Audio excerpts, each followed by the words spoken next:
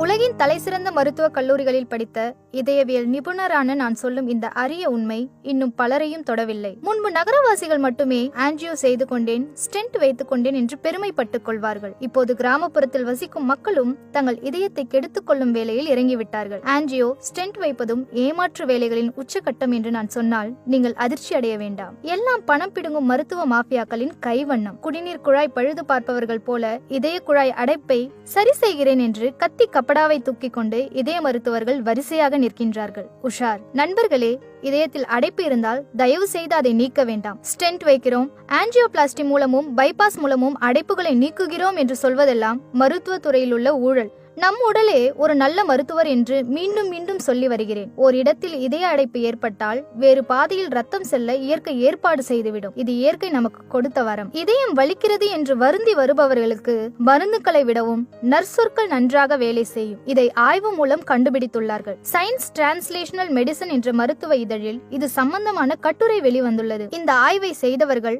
Oxford, Cambridge உள்ளிட்ட புகழ்பெற்ற பல்கலைக்கழகங்களை சேர்ந்த மருத்துவ விஞ்ஞானிகள் தான். 30 இதய நோயாளிகளை தேர்வு செய்தார்கள். அவர்களிடம் சக்தி வாய்ந்த வலி நிவாரணியான மார்பின் விட சிறந்த மருந்து உங்களுக்கு மருந்தாக கொடுக்கப்பட்டுள்ளது. இதனால் நீங்கள் விரைவில் குணமடைவீர்கள் என்று மீண்டும் மீண்டும் மருத்துவர்கள் சொல்லியுள்ளார்கள். சில நாட்களில் இந்த நோயாளிகளின் உடல் நலனில் சிறந்த மாற்றம் கிடைத்தது. முன்பை விட இப்போது நலமாக இருப்பதாக நோயாளிகளும் மகிழ்ச்சியாக சொல்லியிருக்கிறார்கள். உண்மையில் அந்த 30 நோயாளிகளுக்கும் கொடுக்கப்பட்டது வலி நிவாரணி மருந்து அல்ல, வெறும் வைட்டமின் மாத்திரைகள் தான். மருந்தை விட மருத்துவர் சொல்லும் வார்த்தைகள் குணமாக்கும் என்பது ஆய்வு ரீதியாக நிரூபணம் செய்யப்பட்டது. இதை மருந்து போலி நிகழ்வு என்கிறார்கள். இது போலவே ஆன்ஜியோ செய்து கொண்டோம், ஸ்டென்ட் வைத்துக் கொண்டோம், இதனால் நலமாக இருப்போம் என்று நினைப்பது கூட அவர்களுக்கு தற்காலிக நிவாரணம் அளிக்கலாம். மற்றபடி இதயத்தை பொறுத்தவரை சரி செய்கிறேன் என்று அதன் உள்ளே கை வைத்தால் முன்பை விட கோளாறுகள் மேலும் அதிகரிக்கும். ஆகையால் அவசியம் இல்லாமல் அறுவை சிகிச்சை செய்து கொள்ள வேண்டாம். அப்படி செய்தால் முன்பை விட இதய வலி அதிகரிக்கவே செய்யும். மேலும் இதய அறுவை சிகிச்சை செய்து கொண்டவர்களுக்கு